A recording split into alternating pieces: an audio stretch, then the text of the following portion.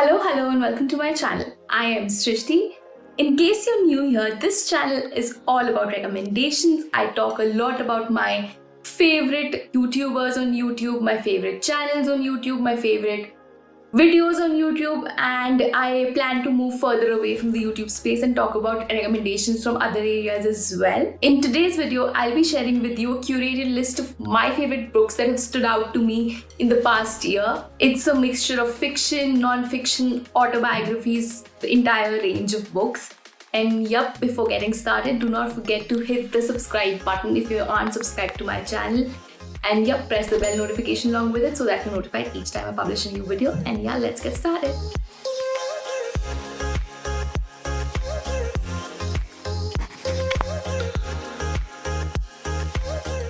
The first book on my list is this book called Shoe Dog. It's by Phil Knight. It's the autobiography of the founder of Nike. It takes you through the journey of Phil Knight and how he started the brand. If you're interested in entrepreneurship and anything related in that area, it's a great book for you to read. He talks a lot about how on his journey he was faced with so many challenges, and he was supposed to take quick decisions in those challenges and eventually stick by those decisions and make them good decisions. And if you're somebody who just likes reading stories and is not really interested in entrepreneurship or anything of that sort, but still wants to read a good story, it still is a good pick for you, which is why it's one of my favorite books of all times. So yeah, check it out. The next book on my list is this book called Tuesdays with Morrie by Mitch Albom. It's a fiction book, and it's a story of a guy, Mitch, and his mentor come Professor Morrie. It's a very short read and it's very compact, and it's a very comforting and feel-good book.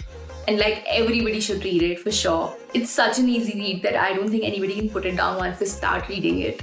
And most fiction books, it's also a story, but this story is so packed with like things that you'd want to pick up and things that you'd want to imbibe in yourselves. And it's all about how to lead life in a happy and content manner, and that's something that we all need in today's day and age. The protagonist Morrie is this really old person who used to basically teach Mitch earlier on in his younger days, and then eventually Mitch reaches out to him just to meet him and to just meet his professor and get mentorship from him in some way, life mentorship if you may call. And Morrie talks a lot about like death, fear, aging, love, family, marriage, all of those things in life. And it's, even though the topics may seem very heavy, but it's written in a manner that it's really like thought-provoking but very easy and very light still. I'm going to be linking all these books in the description box below so that you can go and check them out, read a sample maybe on the Kindle app, and judge for yourself whether you want to go ahead, read these books, purchase these books as well. The next book on my list is this book called Psychology of Money. It's been written by Morgan Housel. It's a fairly new book and it only came out in 2020, like September 2020. And it's been doing the rounds on the internet, and a lot of people are talking about it because it's a really great book. I actually got to know about this book from one of my favorite YouTubers, Angur Warikoo, and yep, I read this book and I really think that it's a brilliant book. As the title may suggest, it is a book about finance, but it's not really a book about financial knowledge or anything of that sort, but it just generally talks about the mindset of making prudent financial decisions. Since the book is a fairly new book, the ideas shared by the author are not really dated as well. They're fairly new and can be easily imbibed, and are actually meant for today's generation and today's people. As Indians, we're like conditioned to like actually live and like glorify the scarcity mindset, and it really makes you think about that and probably like pushes you to get shift from that kind of mindset to an abundance mindset. So if you're interested in reading some non-fiction and are seeking some kind of financial mindset change, then this is a very good book for you. The next book on my list is this book called The Almanac of Naval Ravikant. It's the biography of Naval Ravikant written by Eric Jorgensen. Naval Ravikant, if you don't already know, is an Indian-American investor and an entrepreneur.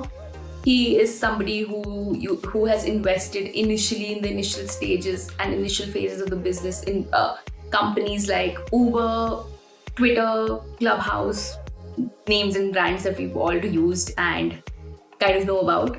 This biography is like a one-stop shop with all the material that Naval Ravikant has actually put out there in the public. Like any kind of interviews he's done, any kind of tweets he's put out, any kind of podcast he's been on. It's basically like all the insights shared by him on all these platforms are kind of like clubbed in this book altogether. It's a very, very simple read since a lot of it is actually content that he's actually spoken, and so it makes for a very easy read. The author shares a lot about Naval Ravikant's views on life, happiness, how to be happy, how to enjoy freedom. The idea that really stuck with me from this book is like how Naval Ravikant actually has this ideology of playing long-term games with long-term people. Basically, he talks about how anything done in the long term with a good intention and good kind of work put in the long term can give you major returns, be it in the form of financial returns, personally also. If you basically invest a lot in people, those relationships flourish. So if you're somebody interested in these kind of ideas and ideally just learning about different ideologies of people, then this is a great book for you. It's also a free ebook is available for this book, which I'm going to link in the description box for you. Moving on, the next book on my list is this book called Norwegian Wood by Haruki Murakami. Murakami is like one of my favorite authors of all times. Like I actually this was the first book that I read by him in 2020. And then after that, I've read a few other books by him as well, like Kafka on the Shore, Birthday Girl, and like he does a lot of short stories as well if you're interested in that kind of stuff. But this book clearly steals the show for me. It's a great book. It's the most different book that I've talked about up till now in this video. And it's a fiction book and it's a story about this boy called Toru, and it's set in Japan. It is a story that deals a lot with like things like loss and death and how people deal with that and how different people are affected by it differently. And it's like a overthinker's journal of sorts. It is clearly not a very happy read for sure, but it's a very thoughtful read and it's very thought-provoking as well. And it's a very deep book in some ways, I can say that. One thing that really stands out in the book and really brings the book together is how beautifully Murakami has written this book. It's really like beat in the form of like emotions that he wants to bring to the fore in the book between the different characters, or the character graphs that he's built for the different characters, or just the character sketches and how he set them up, or like just how he's like I could visualize Japan in my mind when I was reading his book. So it's really wonderfully written. I probably will not be able to explain how much I enjoyed reading this book and how much it impacted me, but I still go back to like things that I've highlighted in the book. In fact, I do share a lot of like excerpts from these different books that I've talked about and the different books I'm reading on Instagram. So if you don't follow me there, check out my Instagram. There's a story highlight with by the name Books, and you can actually go there and it's linked all the posts that I've shared about the books that I've read, and you can actually sample some of the content there as well in case you don't want to use the Kindle app or anything of that sort. So those are all the books on my list today. These are all the books that have really stood out to me and impacted me in the past 1 year in a way that I think I read around 15-16 books in the past 1 year, but these are the ones that really stood out to me.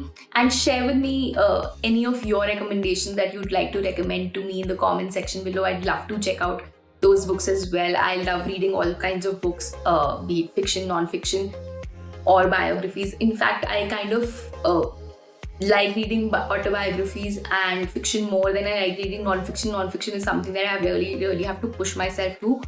I hope you enjoyed watching this video. Do not forget to hit the like button if you did, and share this video with as many people as possible. And yep.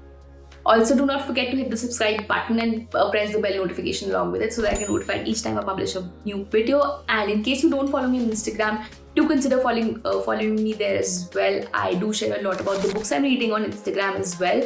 And also a lot about my epiphanies from life, a lot of my travel experiences when they happen, if they happen. And yep, bye.